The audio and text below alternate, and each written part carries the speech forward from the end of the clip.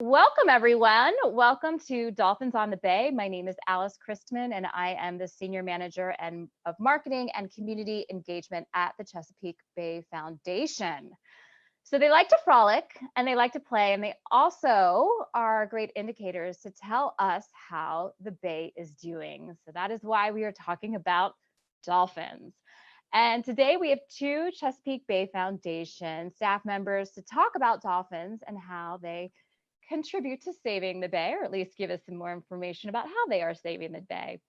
Throughout this program, we will be taking your questions. We'll be taking them in the Facebook comments below. And if you're zooming in on Zoom, you can also ask your questions in the Q&A. We will take note of your questions and ask them and answer them at the end of the program. I have my faithful assistant, Emmy Nicklin, who will be keeping track of those. But first, we're going to take a second to meet our speakers. Let's welcome Steve Kaufman from the Karen Noonan Center on Maryland's Eastern Shore. Steve, can you say hi? Hi, everybody. And also, just up the road in Annapolis, Maryland, we are being joined by Doug Meyers, our Maryland senior scientist. Hello, everybody. Hi, Doug. Great to hear everyone's voices.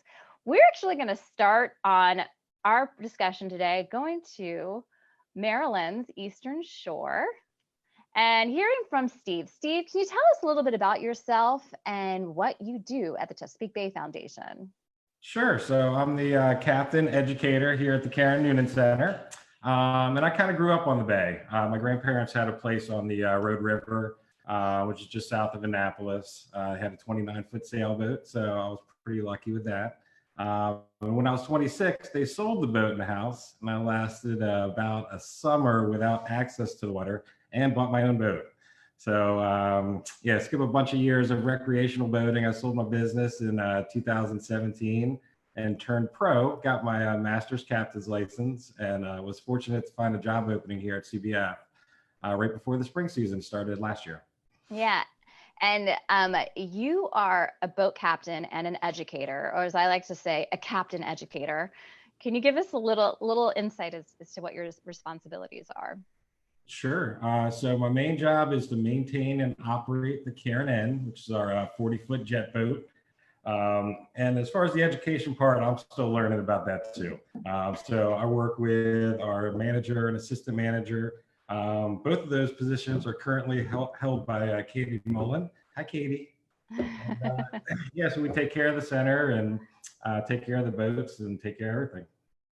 And while you're at the center, I know that it's really important to show the participants coming through some sunrise and sunset appreciation. And you shared a really cool video that happened just after sunrise. And I'm going to go click through to that now, and I'm going to hit play. And if you could just give us a description of what we are seeing here.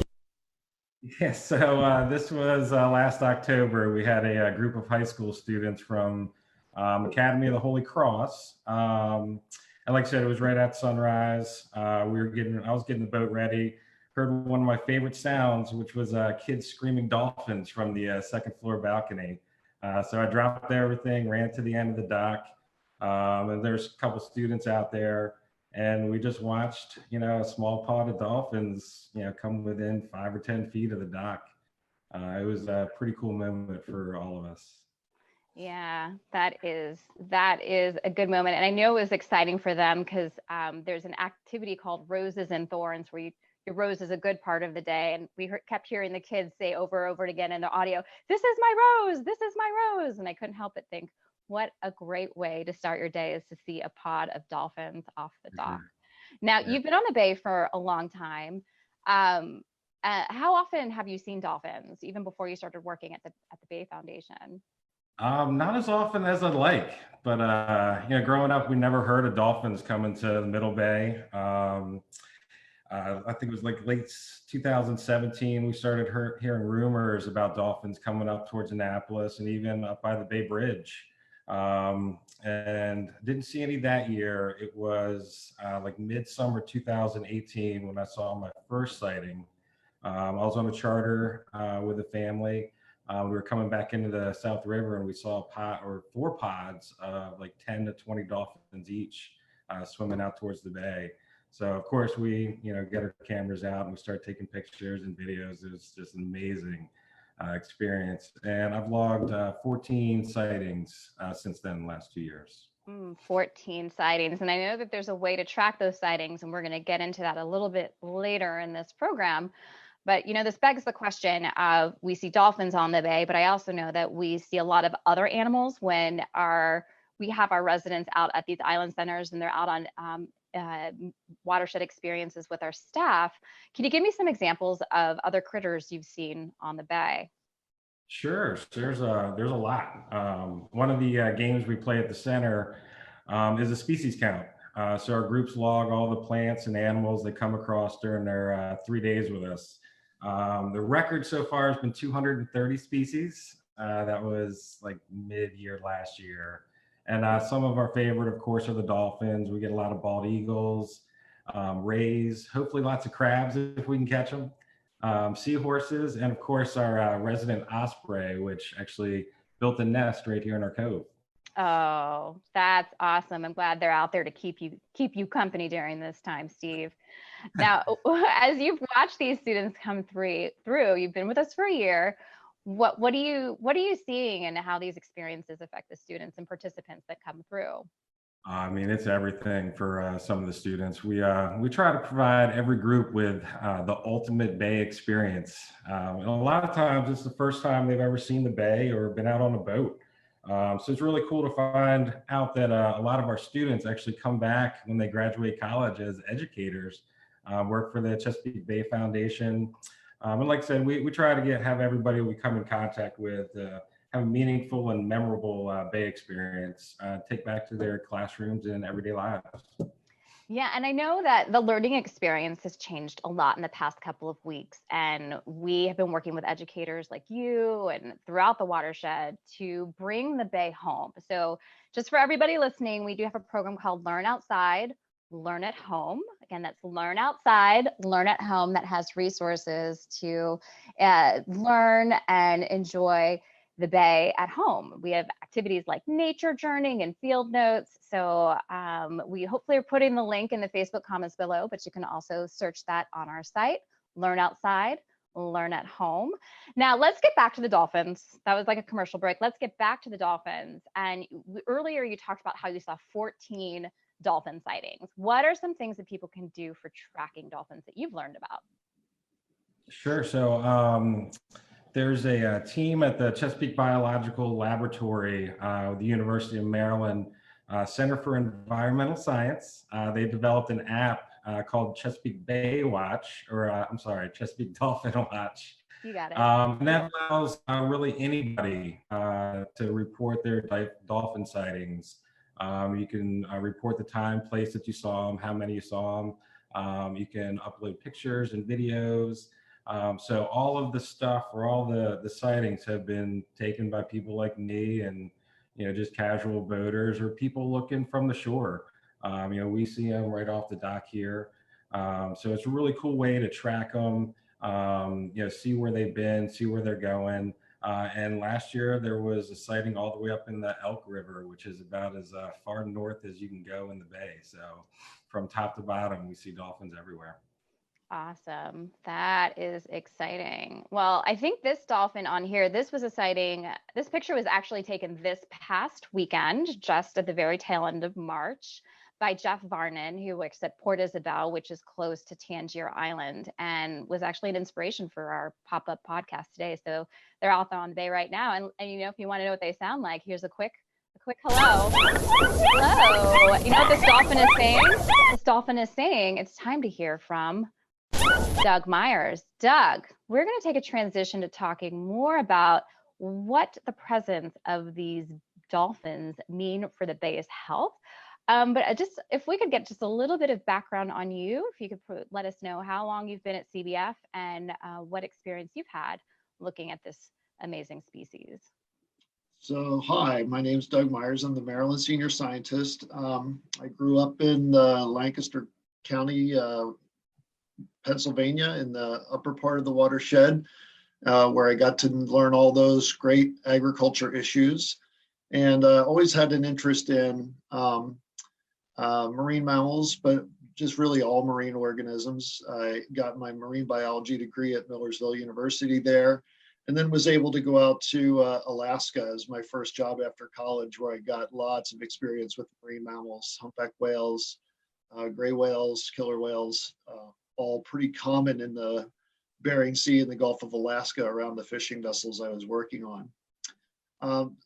After that, I moved to Texas for a while on the Gulf Coast, and I was able to join an organization called the American Cetacean Society, and then became their president for about 2 years, and was organizing both field experiences for tracking the local population of dolphins. We did some offshore cruises, some aerial surveys, and just gained more of an interest in it. The Chesapeake Bay, starting to see more dolphins coming into the bay and going further up is, I think, a really great ecological sign that the fish populations are rebounding, because dolphins go where the fish are. Mm-hmm. That's right. And what kind of dolphins do we typically see on the bay? Right, so the ones you're seeing most commonly are these bottlenose dolphins. They're pretty widely distributed along temperate and tropical coastlines all over the world. And they're going to be spending most of their spring through fall here. And then when the water gets too cold, they might, these same populations might take off and go down to the Carolinas or Georgia. And they'll continue up the coast, up into New Jersey or even in New York during the summertime. In the wintertime, when these guys are missing, then we actually will have some visits from harbor porpoise, which are more common up north, but they will follow fish populations down the coast in the wintertime. And then when they are coming up, their feeding strategy, I think, is pretty interesting. Can you tell us a little bit about the feeding strategy? Yeah, each individual dolphin has some pretty formidable weapons for finding prey. We're always amused by their faces, and part of the shape of their face is made up of what's called the melon, that big bulge on the front of their forehead. And that's really part of their arsenal to find prey. They will use vibrations of a muscular plug inside their head. They can vibrate against that melon, and the melon will amplify those tones to go out into the water, bounce off of the objects, and then they hear the vibrations of that through their lower jaw. And that helps their brain to interpret an image of what's going on in the water around them, even if they can't see very far. So a dolphin could approach a school of fish. It could concentrate the energy of that echolocation pulse through their melon and actually stun a fish to the point where it would slow it down and could eat it.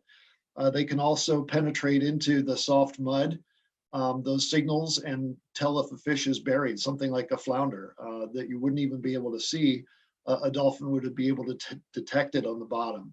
Now, what's really cool is that that's how an individual dolphin would find food, but groups and societies of dolphins teach themselves and teach each other how to find food in more interesting ways. Almost like a pack of wolves, they can herd fish into tight spaces. They can take advantage of tidal currents, which would slow down a fish or large groups of fish into easily catchable quantities very close to where the group is.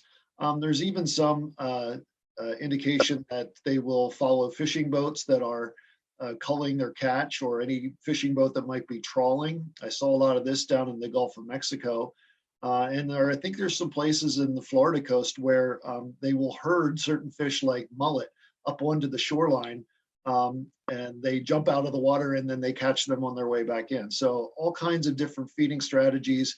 Each of those strategies are taught by the adults to the young dolphins in that herd, and so they learn culturally how to feed. This is a smart animal, is what I keep hearing again and again. And I think we have another audio here. So this is some audio of what dolphins on the bay may sound like to each other. My apologies if this is too loud for everyone, but I thought this was a fun piece to be sharing with all.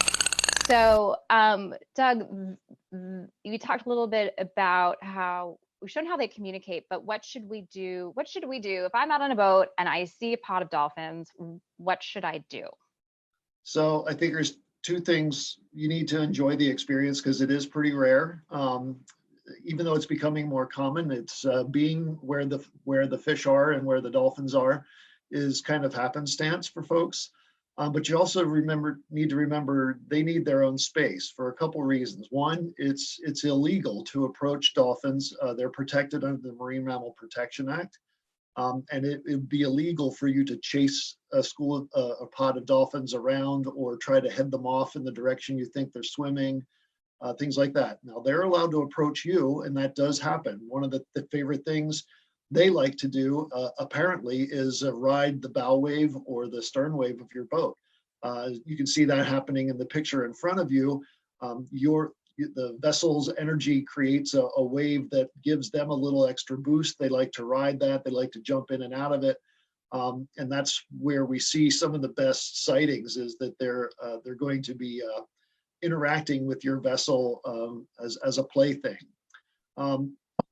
When you do see them, I think it's really important to note your location because as you're going to see in this Chesapeake Dolphin Watch program is that researchers really want to know where they are, how many there are, having pictures that are geolocated with the location of your vessel, or if you happen to see them by land.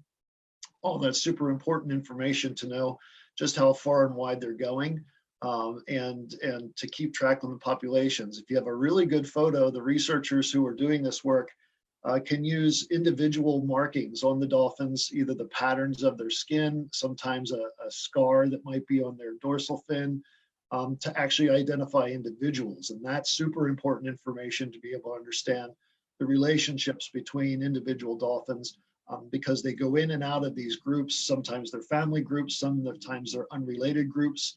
Sometimes very large groups will get together at breeding time. One of my favorite things to see is if you see a dolphin with a pink belly, that means it's in breeding mood and it's going to probably do some really cool behaviors at the surface as it's trying to attract mates. Interesting. Well, that would be exciting to see some baby dolphins on the bay, if I may have a little bit of editorial moment there. Now, we're seeing dolphins. You said earlier they're coming here because they have food. So what does that mean overall for the health of the bay? What does that say about what we're doing on land to help preserve the bay so that we see more species like this? So I think a lot of people are familiar with the story of the wolves being reintroduced into Yellowstone. And there's also good stories out there for folks that are watching documentaries about coral reefs, and to know that that top predator like the shark being in and around a coral reef is an indicator that the reef is healthy. And I think we can presume the same thing about seeing dolphins on the bay. As a top predator, they're able to eat the largest fish in the bay. They're able to eat lots of them. They are an indicator that the ecosystem's improving. Think about all the work we've been doing under the Clean Water Blueprint to remove nitrogen and phosphorus and sediments from the landscape. This helps to improve water quality. It allows the seed grasses to expand. There's been a lot of work on oyster reef restoration that has improved water quality and the diversity of fish along the bottom. And I think those results are paying off now with a cleaner environment, more healthy fish populations, and the dolphins are exerting their top predator pressure on that ecosystem and increasing the biodiversity by the feeding on the fish that they eat. So imagine like any other predator, if they're going to see a fish that's not swimming very strongly, that's going to be an easier one to catch. And that's going to put positive pressure on the biology, on the genetics of those fish stocks to become healthier, larger, faster swimming fish, more reproduction, all those kinds of things. Having a healthy predator means you have a healthy ecosystem. That's great. So we've got to keep the pressure on to be making the right choices, right, Doug? That's right. All right. All right. Doug, anything else you feel like we need to be knowing about dolphins before Well, I we, think they're just really fascinating creatures, and I yeah. think it's something that there's been lots of information about it. I think everybody in my generation grew up watching Flipper, and I think we've had all those And those mine. SeaWorld and other captive dolphin experiences that give people kind of a window into it. But to see a dolphin in the wild and to see their natural behaviors and to see and understand their role in the ecosystem, I think is a much more powerful thing. Yep. It's much less about our interactions with dolphins than what they can teach us. And I think it's really exciting that they're in the bay and we're seeing more of them. And hope everybody can get out there and have that opportunity to see them. I think those kids on that dock at the Karen Noonan Center are some lucky, lucky kids. All right, we're getting ready to shift to Q&A. My faithful assistant, Emmy Nicklin. Are you there, Emmy? Do you have some questions? I am indeed. All right, what questions do we have for our speakers today? Yes, we actually have quite a few that have been coming through on Facebook as well as on Zoom. Joy, who grew up in North Beach, Maryland, and has been fishing, boating, jet skiing almost all her life. She's never really seen dolphins come up that way, but she asks now? Why now? Why are they coming up the bay now? Doug? Yeah, sorry, Jeff, you Oh. may want to also chime in on this, but I think it's because of the work we're doing to clean the bay up. The fish populations are improving. Dolphins go to where the fish are, and that's the simplest explanation I can give. Yeah, there are every now and then when water quality gets really bad for, say, a couple decades, like it did in the Chesapeake, that those poor health conditions could have produced diseases that affected the populations overall in the coast, and that maybe we're just seeing a rebound of those populations after disease outbreak. And more dolphins around means you're going to see them more often. But I'm also chalking it up to all the work we've done to help improve the bay and fish populations that they're after. Great. Yeah, I'd absolutely agree with that too. Yeah, they go for the food. Some of the fishermen that I've talked to will tell you that they follow huge schools of fish, and the fishermen are right there next to them catching the fish that the dolphin are trying to catch. So it's pretty cool watching them expand all over the place. Great. Another question that came in, Julia from Richmond, Virginia asks, why are dolphins considered a mammal instead of a fish? Yeah, mammals are things that breathe air, that have warm blood, and normally, from all of our experience on land, they usually have fur. Well, these are very highly evolved mammals they also have mammary glands to be able to feed their young milk. So all that is the case for dolphins, even though they may superficially look like a fish. They are definitely mammals, and they are evolved from mammals that used to have 4 legs and walk around on land. But after many, many years, they have changed to be able to be the most, I think, elegant marine mammal to be able to champion their environment in a way that many fish don't even have the opportunity to. And they're really extraordinary animals from that standpoint. That's very cool. Paul has an observation. In June 2018, he was boating out of Crisfield, Maryland, and he ran into a pod of dolphins in Tangier Sound. They were everywhere, must have been hundreds, if not thousands, he says. They were jumping out of the water 8 to 10 abreast. They were all different sizes, with some being young, and they all seemed to be headed south. He has never seen so many together and wondered if this is normal to have that many together. So during the breeding season, they do form what's called superpods, which get larger and larger. They're unrelated individuals that would normally stay separated from each other, would come together for breeding's sake, because you really kind of want as much genetic diversity in the next population. So it's not uncommon for all kinds of marine mammals, but especially for dolphins to form larger pods during the breeding season. And again, if you're really observant, you may see some of them have the very pink looking belly. The normally white coloration flushes with blood as they're getting all excited and they turn pink. And they'll do a lot of jumping around and displaying, oftentimes to attract mates from this new population that they're mixing with so that they can make the next generation. Right. Deirdre asks, are the babies born in the bay? Good question. I'm not sure I can answer that one. Yeah, I can. Okay, good. Oh, Take it away, Steve. The Potomac River program had the first documented birth that was actually witnessed by people. They saw the blood in the water and a little baby dolphin pop up. So yeah, and one of the theories is they come in here and use the bay as a nursery. Have their babies here, they mate here. It's a safe place for them to do it without a lot of predators. So there's not a whole lot of proof and evidence, but yeah, that's one of the theories is that they come here and have their babies. Fantastic. Good to know. Chesapeake Bay is a great place to come and settle down, right? That's right. I mean, I think we'll have time for one or two more questions. Okay. Marina wants to know, where do the dolphins migrate to? Yeah, I think what the researchers do is they try to get as much information on individuals and groups that they can when they're in the bay, because if they're migrating in the wintertime to further south areas, which we think they do conceptually and generally, it's hard to get out that time of year in the winter and really verify where they are, if the weather's bad, if it's too cold, if it's cloudy, it's a shorter day.